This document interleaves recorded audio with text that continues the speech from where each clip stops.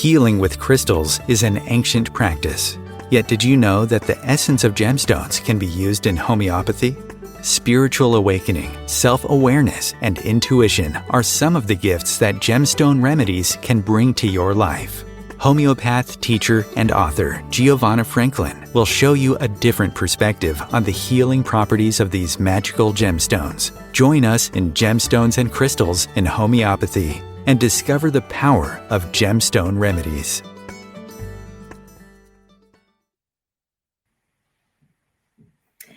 Hi, welcome to Gemstones and Crystals in Homeopathy. I am your host, Giovanna Franklin. And first of all, I wanted to share with you something that I found out very recently, and that is that my book, Gifts from the Earth, is now in the top 100 books sold on Amazon in the category of crystals and body, mind, and spirituality. So a big thank you. And I'm really excited, and I really have to thank everybody for this. So that said, today's topic is the Isle of Skye and Scottish stones. That's because during the first week of July, I was on the Isle of Skye with my family on holiday. And so I took the opportunity to explore the place. And while I was there, of course, I can never stop thinking about homeopathy, and the geology of the place over there is really fascinating. And I picked up a few beautiful rocks, and I'll tell you. First of all, I want to tell you about the Isle of Skye. I want to describe to you what it looks like, what it feels like. And the reason why I'm doing that is because, as you know, from the last episode when I was talking about tanzanite and previous episodes, when we prove a remedy, when we test a remedy, the frequencies of the place of origin of the remedy of the crystal really come through during the testing. So that's why it's important to understand where these rocks are coming from. So for those who don't know where the Isle of Skye is, it is the biggest island off the west coast of Scotland. And it's been in the north. It is not particularly warm or particularly hot in the month of July, even in the summer months. The name Skye is an old Norse name. It's an old Viking name, and it's meant to mean misty island of mist, misty island of, or island of clouds. And when you go there, you understand why, because usually the sky is overcast, and you see these clouds hanging down and kind of blending in with the mountains. So you see the tops of the mountains enveloped in this kind of mist, and it gives the place a kind of almost a magical appearance, magical atmosphere, mysterious as well. So the island is mountainous, and the mountains, we're talking about 60 million years ago, probably, they were volcanoes, live volcanoes. So they're very, very old volcanoes. And this is why the rocks that cover the island are very often igneous rocks. Igneous from the Latin meaning fiery, because they were basically volcanic lava that cooled down and formed these rocks. But there are different rock formations: granite, silicate rocks. Because of the climate, it's really rugged, but at the same time, it's incredibly lush. The vegetation is amazing. The color, the green, is incredibly, it just pops. It's so green. It's what I call the so green shade because of the rain, of course, and it's very hilly. It goes up and down. So this is not an island where you are looking for easy beach or holiday resorts or big hotels. It's nothing like that. It's as close to nature as can be, and the quiet. This is why people usually go there. It's for the quiet, for nature, and it's this sense of awe, of real awesomeness of nature, which is, you know, the literal sense of the word awesome, which calls you for respect and a certain almost fear, trepidation, because it's beautiful nature, but it's also pretty fierce nature. It has a kind of wild feel to it. So you get a new sense of respect for nature when you're there, because you know that you cannot be reckless, you cannot be stupid, you cannot just jump in the water or climb on the mountains. There are sometimes, unfortunately, accidents over there. Nature is beautiful. You see the polarity, the beauty of nature, but also the danger of nature. So it's a beautiful, beautiful place. One of the things that I first noticed about the place is how pure and clean and nice the water, the drinking water is. I living in the city, it's not bad. You can drink the water from the tap, but you can definitely taste the difference when you're there. And this will become relevant when we're talking about, when I'll tell you about the remedy that I'm going to make from one of the rocks. The water is really important.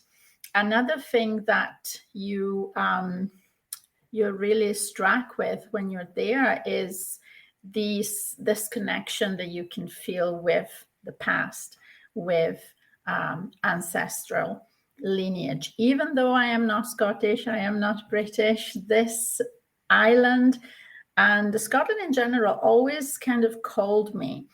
It's a strange feeling of feeling at home, but it's something that many people feel going, especially to somewhere like a place like the Isle of Skye. It's this otherworldly sensation, this otherworldly image, appearance, where you see around you, and you really can believe almost the myths, the ancient myths and the legends that come down from the Celtic tradition, the old Irish traditions, but also the old Viking traditions, because the Isle of Skye was an important place for Vikings for centuries, 1,000 years ago, for trade, for all sorts of things, for exploring.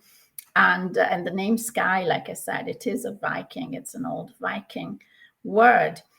The language is still, there are still many people speaking Gaelic. All the place names that you see around, the first name is in Gaelic, and then underneath you see the name in English.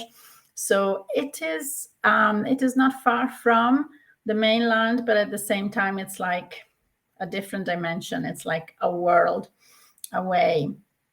So this is just to give you an idea of the setting of where I went. So on the first day, I was just exploring and going on the rocky beach. And of course, my eye was went down to the sparkly stones. And the first thing I found was this beautiful, I don't know if you can see the sparkle of this rock. This is a common mica rock, but as you can see on the surface of this rock, and for those who are listening just on the radio, it's like a pebble, like any other pebble, but on the surface you have this kind of sparkly, silvery surface and it glitters in the sun, and it's really beautiful. Now, this I learned later is mica. Now, mica is not a rare stone by any means. You can find it pretty much everywhere in the world. I was just curious because the shimmer is so, and the sparkle is so pronounced, and you can find different types of mica, of course, depending on where you are.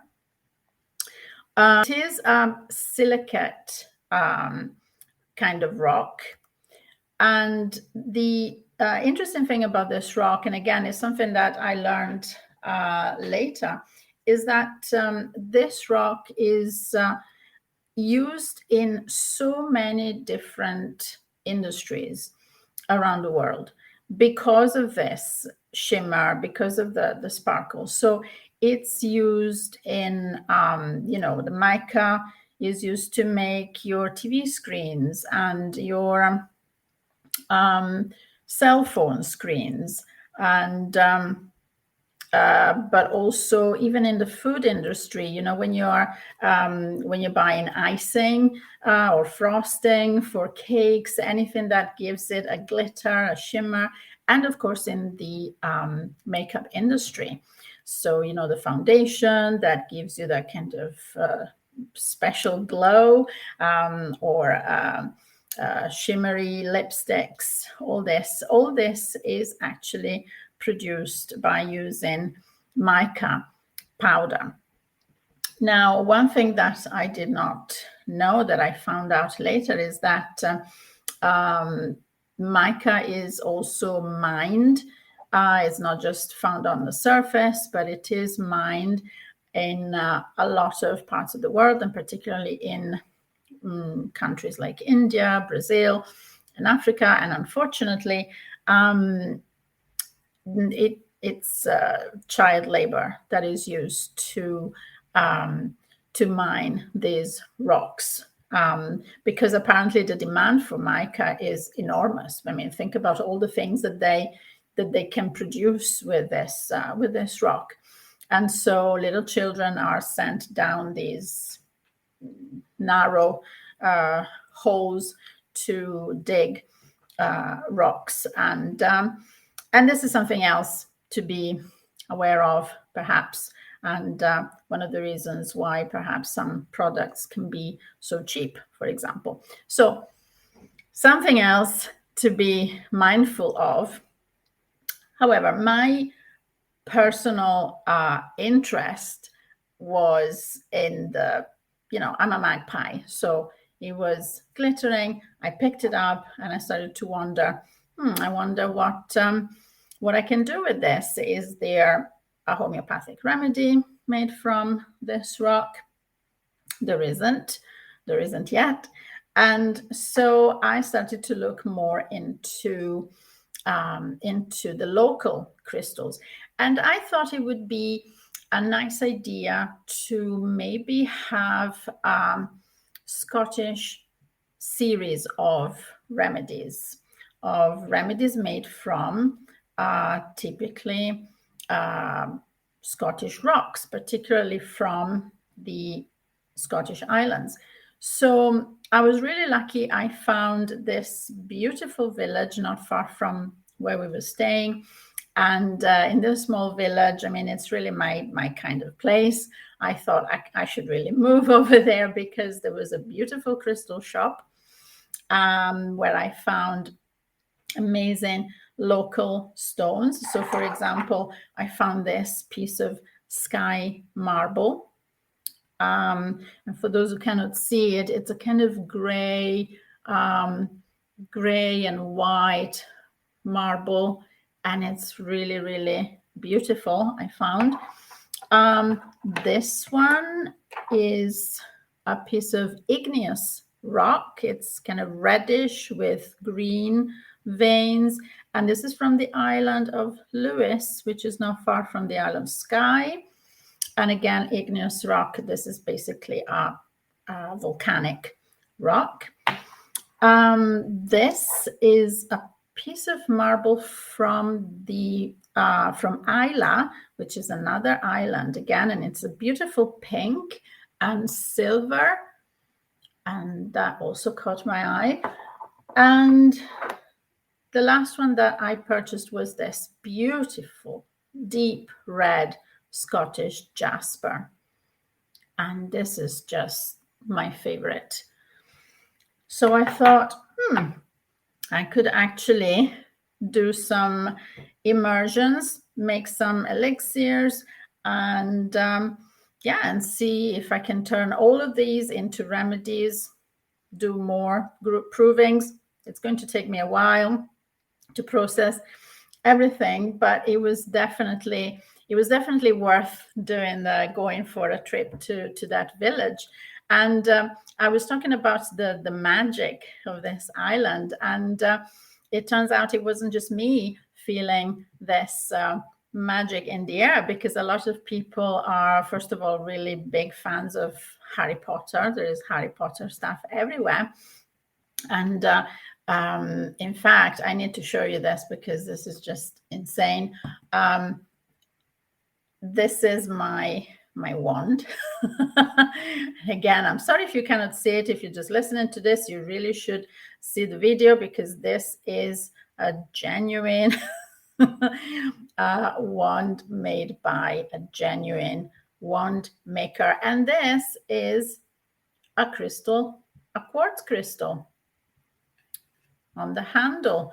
So just beside the shop, the crystal shop, there was another little shop where this man makes wands made out of wood, and they're absolutely beautiful. And this, as you can see, this is actually the symbol of Scotland. This is a thistle, and you know what they say, that the wand chooses you. And this was obviously calling me. It was the only one with a beautiful sparkly rock at the top, so I just had to have it. And then there was also an antique shop where I started to talk with the owner. And when I told her that I was looking for a bottle, because I had not brought any glass bottles, or, you know, the dropper bottles that I use normally for the provings of stones. And so I was looking for a glass bottle with a stopper to make a remedy. So I explained that I had just purchased some rocks, and I wanted to make a homeopathic remedy. And the lady was absolutely fascinated, and she absolutely loved the idea. She didn't, I mean, usually when I tell these things to muggles, they look at me a bit like, okay, yeah. But this lady thought it was perfectly natural. And of course, you're going to make homeopathic remedies from local rocks. And of course, you're going to immerse the stone and expose it to the full moon and everything, because what else would you do, right? And so she actually gave me one of her vintage bottles for free. So that was really great. So this is why I think, hey, this is definitely my kind of place. So back to the rocks. So once I got all my rocks, I decided to start from the mica stone, and to prepare my elixir. And coincidentally, that week on the 3rd of July, if you remember, there was a super full moon. And so I was really eager to make my immersion, my elixir, in time, so that I could put it outside and expose it to the super full moon and the sun for 48 hours. And what I used, I normally use distilled water. That's the normal procedure. But like I said earlier on, the water was so beautiful and so pure and so sweet that I decided to use the tap water. I did not boil it. I did not use distilled water. I used that natural spring water. And as usual, I placed it in a glass bowl, covered with the water, put a glass lid on it and placed the ball outside for 48 hours. So it had all the time to receive all the energies of the super full moon, of the sun. And again, if you want to do this at home, you don't necessarily have to wait for a full moon. But I just think that the energies are stronger for sure. Particularly that was a super full moon, which is a super full moon is when the moon is actually closest to the earth, and therefore the energies are stronger. So that's what I did. After that, after the 48 hours, this is why you decant part of the water in the bottle and you add a 20% of pure alcohol. I usually use vodka because it's pure alcohol. It's a preservative, perfect preservative. It's colorless. It's tasteless. So that's ideal. Because I was on the Isle of Skye, what I decided to do was use local Scotch whiskey. And of course, on the Isle of Skye, there are also quite a few distilleries. We were close to one of the distilleries, which we went to visit, of course. That's a must. And even though I'm not a whiskey drinker, it smells glorious. But I think it smells better than it tastes. And that's just my opinion. But I thought this is going to be a really Scottish remedy. So I used whiskey, local whiskey, as a preservative. And when I decanted the bottle, this is the bottle where the elixir is still now. And if you cannot see it, it's a clear bottle and just looks like watered down whiskey. It's still kind of yellow and it has a cork. Ordinarily, you would use a brown dropper bottle. And the reason for that is that you need to protect the remedy from the direct sunlight or heat. And so a normal bottle that I would use would be this one. This is still my elixir where I put the tanzanite at the time. So, but that's what I used. And then I was too curious and I started to take it myself just for a sort of test, like a personal test. And I will tell you a little bit of what happened when I started to test this elixir after the break.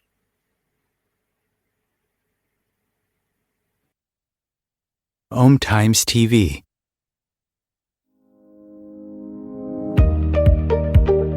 In my book, Gifts from the Earth, I illustrate the healing properties of 12 gemstone remedies. You will see real case studies from my practice and dive into the wonderful world of gemstone remedies. This is a clear and practical guide on how to use gemstones in homeopathy. Whether you are an experienced practitioner or beginner, you will find this book a fascinating read. Gifts from the Earth is available on Amazon.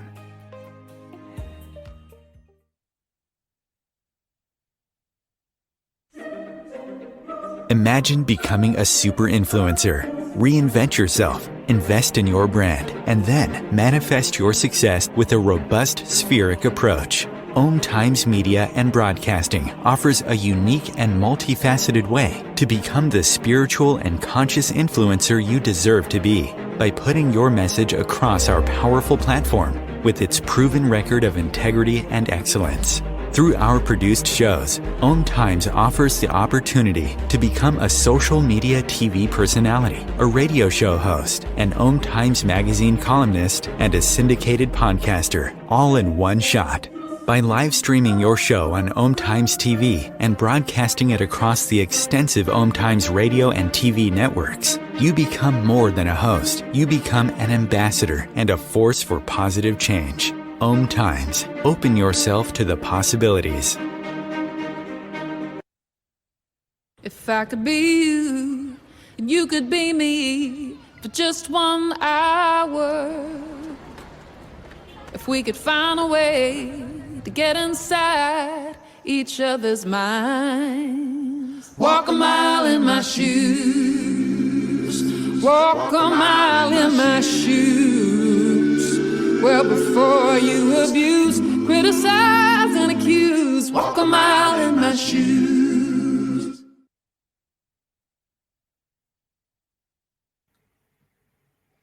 Hi, welcome back. Okay, so let's talk about the elixir with the mica stone. And first of all, what is mica stone used for in crystal healing? Is mica actually used in traditional crystal healing? I had to do a little bit of research, and what I found is that mica is considered a good stone to absorb negative energies. It can be, it can lift you up from a funk, or probably because it's a silicate, and so there is that idea that silica has of a purifier. So this is the main idea. I thought, well, the information that I got in terms of traditional crystal healing was a little bit vague. I just have the impression, I might be wrong. If anybody has different information, let me know. But I had the impression that mica is not really well known or very often used in crystal healing. So I went to this little booklet. I don't know if you can see it. This is a small little booklet, Healing Crystals by Mica. It's not a homeopathic book, but it's incredibly useful. It has 555 gemstones listed, and it's really useful because it gives you a little picture and a very short description of what the stone is used for in terms of healing. And so under mica, on a spiritual plane, it says detachment, setting boundaries, helps face difficulties in a collected and controlled manner. And on the physical level, it helps with skin irritations, nervousness, tremors, headaches, and vegetative dystonia. Okay, so that's an indication. Now, remember, this is not a homeopathic book. And the reason why I say that is because there is often a big difference between the effects of a natural substance, be it a crystal, a stone, or a plant remedy, and the effects of the same substance when it's transformed into a homeopathic remedy.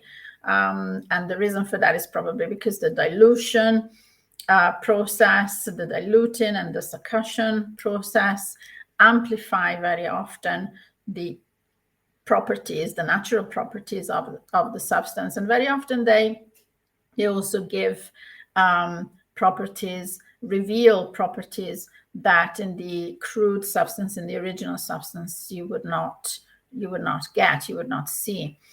So I was not influenced by, I didn't want to be influenced by what I was reading. I just wanted to get some information out of curiosity. So I started to take a little teaspoonful of this elixir, which at this point is just an elixir. It's just an immersion of the stone. It's not been potentized at all. And I did that for a few days while we were still on the Isle of Skye. And I have to say, my first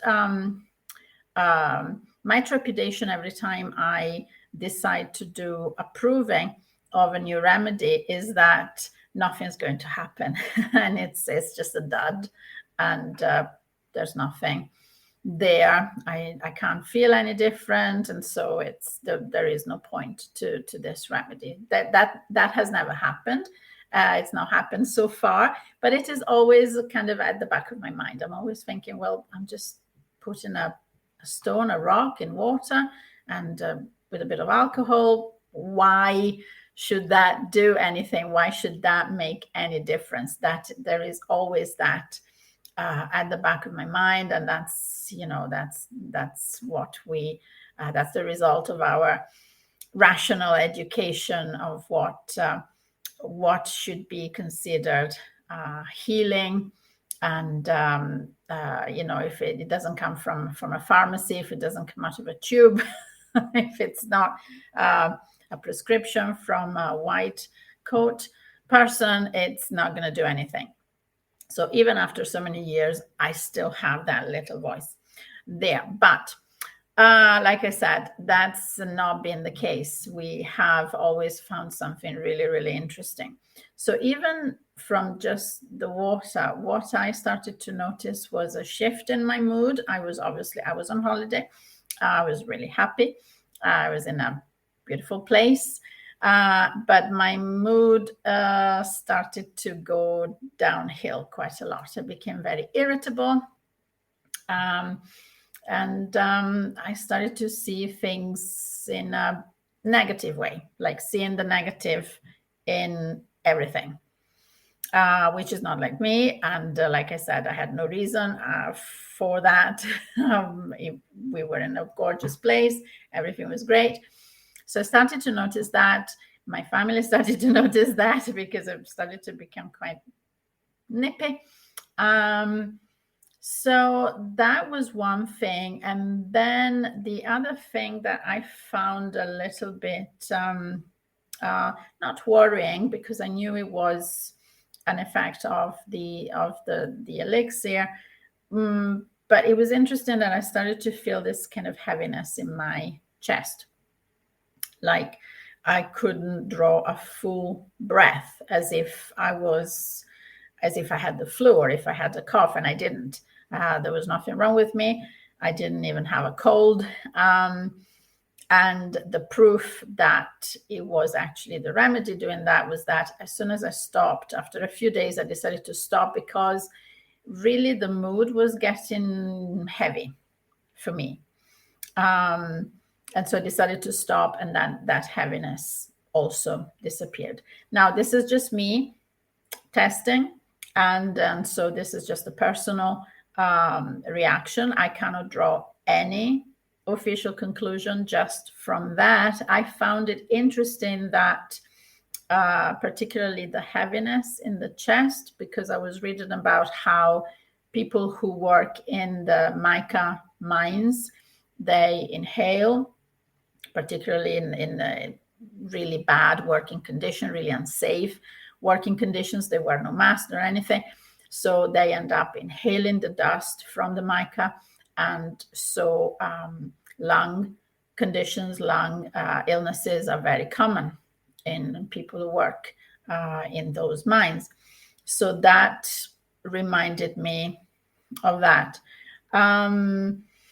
The darkness and the heaviness of the mood, I cannot comment on that. That was my reaction. That is not to say that other people might have different reactions or even more reactions.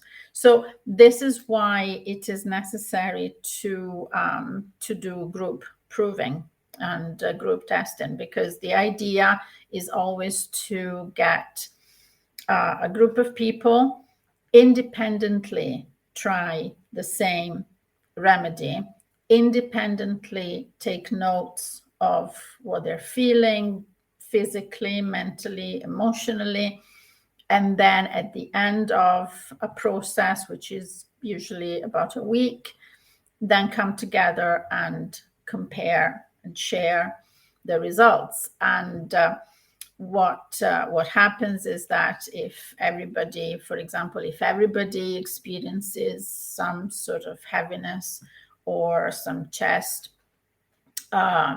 symptoms in terms of, breath or tightness, then we can say, yes, this remedy in homeopathic form can be useful for symptoms of tightness in the chest. And so in cases of flu, when you have like a chesty cough, perhaps, or a tightness, kind of like Arsenicum album is quite good for that, for example, that kind of tightness in the chest when you cannot draw a full breath and you feel like a weight on your chest. So we can say yes. Or if everybody or most people in the group experience any particular physical symptom, headaches, anything at all, skin rash, then we can say yes. So we can maybe prescribe this particular remedy for that particular symptom. And this is how we find out, because very often people ask me when I tell them that, okay, so I made a remedy from this crystal, and they say, oh, what does it do? And my answer is usually, well, I don't know yet. We need to find out. And this is why we do the group proving. So my next step for this is to get this elixir to a pharmacy, to a homeopathic pharmacy. And like I did for Tanzanite, I'm lucky enough to have a homeopathic pharmacy almost right on my doorstep. So I can just go, and they have agreed to do that. So they can potentize and turn this elixir into pellets, into 30C potency in pellets. And they did that for Tanzanite, if you saw the last episode. And by the way, if you are curious or if you want to purchase the Tanzanite, at the moment, the only homeopathic pharmacy that has this remedy is Freeman's here in Glasgow. So you can Google them, you can email them and ask and buy it and purchase it from there. I don't have any business ties with them. I don't get any royalties for having made a remedy. They were really kind enough to do that for me. And I'm just glad that it is now available. So eventually, if enough people request this remedy, hopefully more and more people can try it, because that's the only way to really find out the potential of a remedy, if more and more people use it.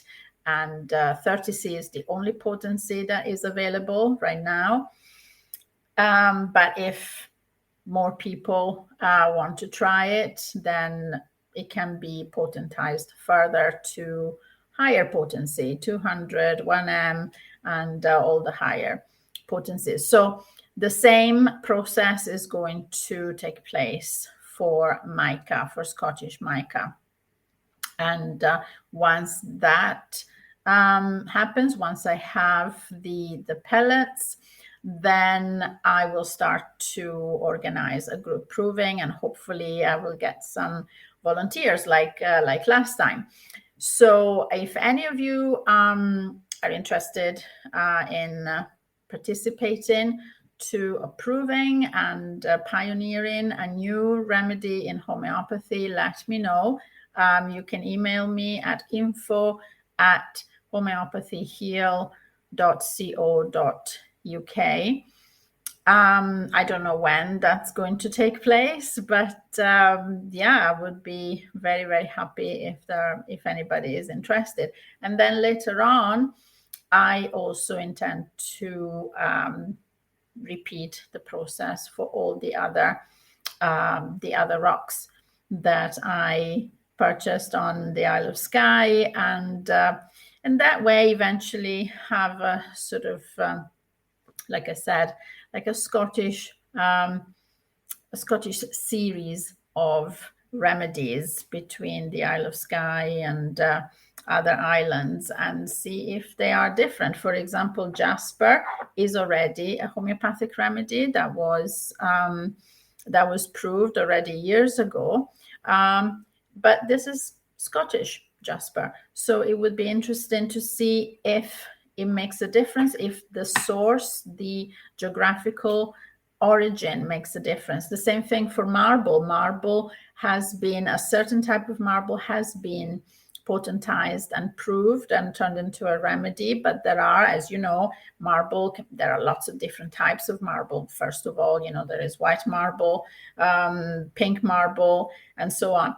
But the origin, like I said, the origin of a substance is important, because everything is frequency. We are influenced as human beings. We are influenced by the environment that we live in, that we grew up in.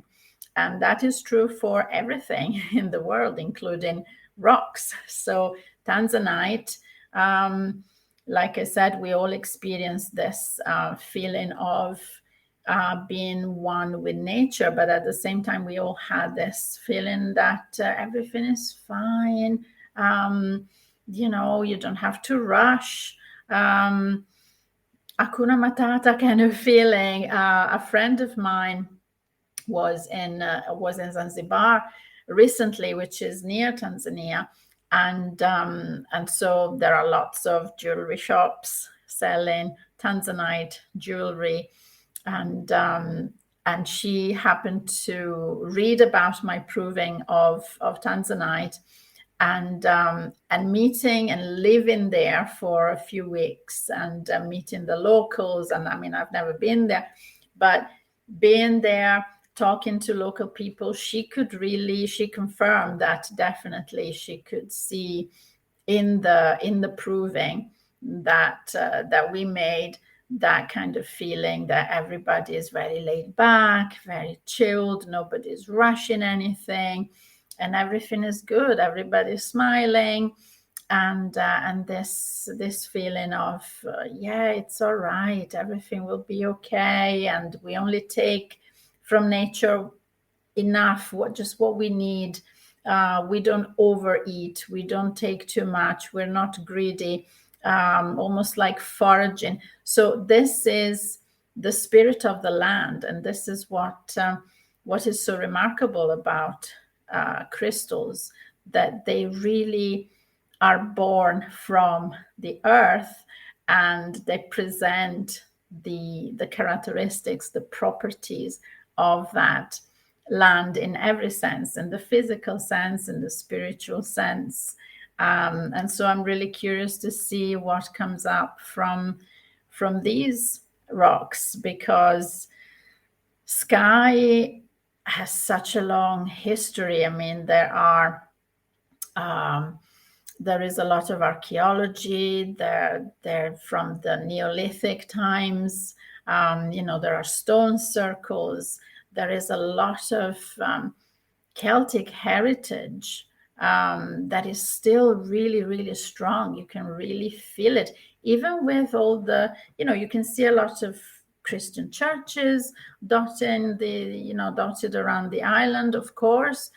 But at the same time, that the last few centuries, the culture of the last 2 centuries is just a very thin veneer, and you can scratch it a little bit, and underneath there is still this really strong, really raw Celtic tradition. I don't know how to explain it. It's really, really strong. I think everybody can sense it, this idea. And maybe it's because the nature is so wild, but you can really see the majesty of nature. You can believe that there is a water goddess in the sea, in the wells. It's easy to believe. I think it's the same thing when people talk about Ireland. I've never been there, but many people talk about it, and that there's something else. There's a different frequency.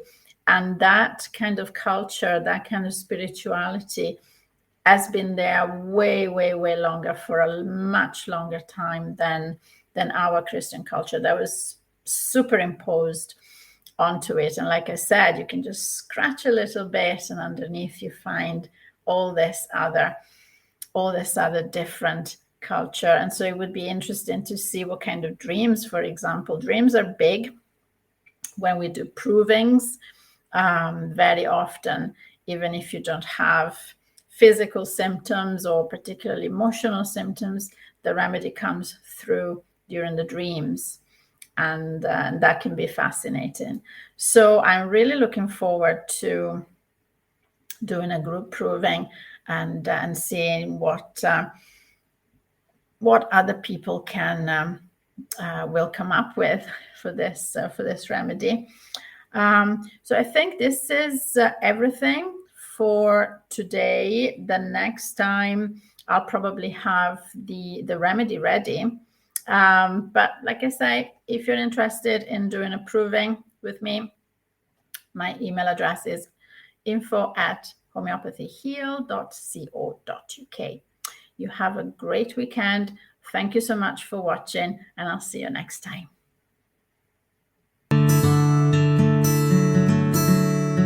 This show is not intended to diagnose, prevent, or treat any diseases or illnesses. The information presented within cannot substitute the advice of your physician or other trained healthcare professionals. The content of this show is for educational purposes only and is the expressed opinion of the show host and guests.